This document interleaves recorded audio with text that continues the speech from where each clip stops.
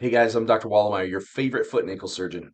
One of the most common questions that I get asked is, what kind of shoe should I wear? That's a really tough question to answer, and I'm very much a realist about this. I practice in Fort Myers, Florida, and I know my patients are going to wear sandals. There's no question about it. Sandals can be a little tough to control foot motion and give stability from the outside. But let's start there. The foot is a structure that consists of 26 bones, tons of ligaments and tendons, and everything has to work together. And when the foot is placed under an incredible amount of force through walking, running, jumping, it can get pushed in directions that it doesn't necessarily want to go. This strains those ligaments, tendons, the plantar fascia, the Achilles tendon, all these major structures in your foot, and it can lead to increased inflammation, pain, tears, things of that nature. When you're having pain in your foot, something is being overused, most likely. In that situation, what we need to do is take stress away from the foot. If you're trying to use a shoe that is not offering stability and support, you're going to end up continuing to stress and strain the injured part of your body. You don't want to do that. We need to add stability to the foot. We add stability through two things, the shoe and the insert or orthotic. Your shoe needs to be stable. I usually do what's called the flex test on shoes.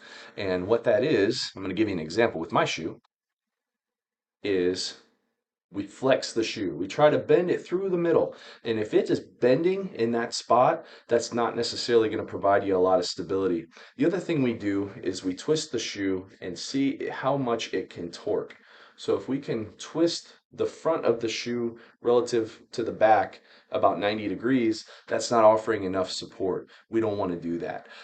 We want to use a shoe that's stable this way and stable this way. Okay, that's called the flex test. I love Hoka. I am not a paid sponsor, but Hokas are my favorite shoes, and I love them for one reason. They change the mechanics of the way you walk. They're round on the bottom, and that round motion creates a swift heel to toe movement that takes stress away from your foot and can help problems with your heel, can help problems with your midfoot, can help problems with the ball of the foot and the toes, big toe arthritis. So it's a great way to get rid of a lot of different pain. Now, you might not like the way this shoe looks. This is called a maximalist shoe. So the sole is extremely thick. That gives a lot of cushion. It's very lightweight. It's all foam, but it's also very stable at the same time because it is so thick. You might not like the way it looks, but if your foot is in pain, you need something that's going to make that pain better. And your shoe is your first line of attack. Okay. The other thing we use is called an orthotic.